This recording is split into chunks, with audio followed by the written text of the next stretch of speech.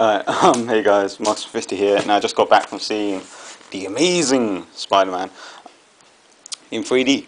But anyways, I was a bit hesitant about seeing this film after I saw how many bad reviews it had. Just didn't look like it was going to be very good from the reviews it got. And is it as bad as everyone's been saying? Well, it's different. It's different, I'll say that. I wouldn't call it a bad film. I'd say it's far from a bad film. It is a different type of film to the original Spider-Man films, and I can't really compare it to the comics or a TV show because I ain't seen a TV show in fucking years. It was about 10 the last time that was on, so it's about 10 years ago now.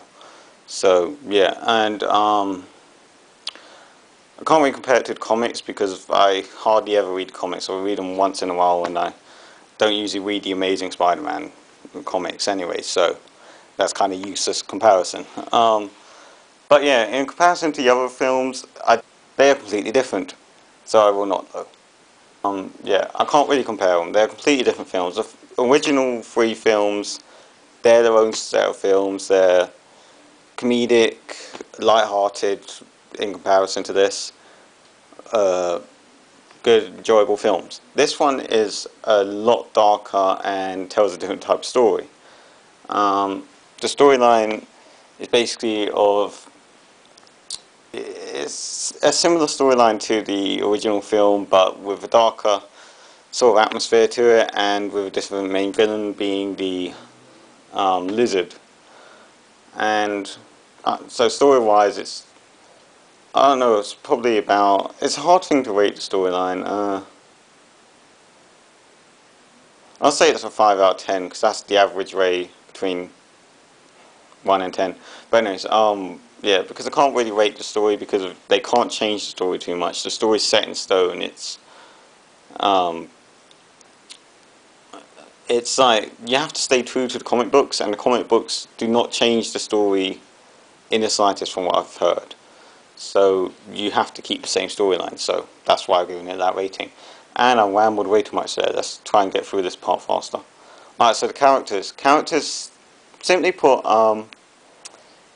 Gwen Stacy, played by Emma Stone, she was fine. Peter Parker, played by some guy whose name I keep forgetting.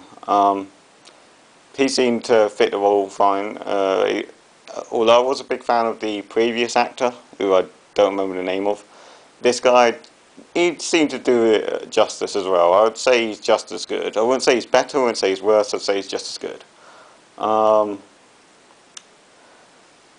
The Lizard, however, for the most part, up to a certain point, I would say, about near to the end, about 3/4 of the way through the film, the Lizard was basically a one-dimensional character because it showed promise when they had him as a human, but as soon as he turned into a lizard, he just decided he's going to destroy everything. And they didn't really explain that till about 3/4 of the way through, in which case he started hearing voices, which was annoyingly similar to the original Spider-Man with the Green Goblin hearing voices, but whatever.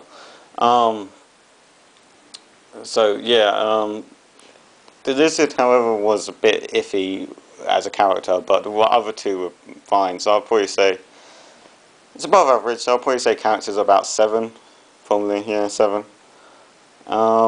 Acting was fine for the most part. There are a couple of people here and there that I thought could have done a better job, but for the most part it was really good. So I'll probably say the acting is about 8.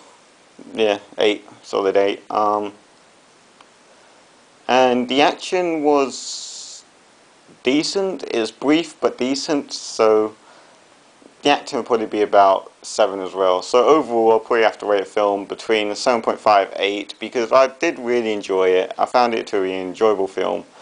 It's not a great film by any means, but it is an enjoyable film. And I know this review is shit, guys, but well. Anyways, so that's pretty much it, guys. I've got some other thing to film after this. I've got to upload this. I've got a lot of shit to do, guys. So that's pretty much it. It's Marcus50 signing out.